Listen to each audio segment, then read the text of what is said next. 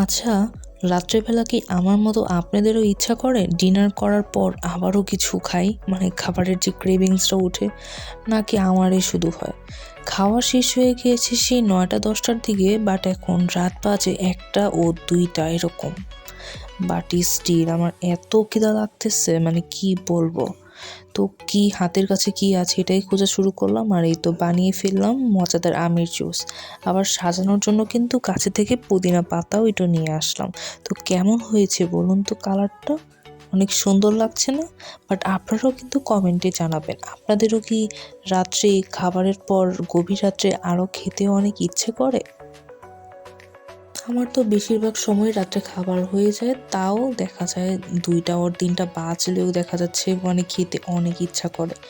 হাতের কাছে যা আছে মনে হয় যে ওইটাই খেয়ে ফেলি। মাঝে মধ্যে তো আমি নুডলস রান্না করি, স্যুপ রান্না করি, আর আমের জুসটাও।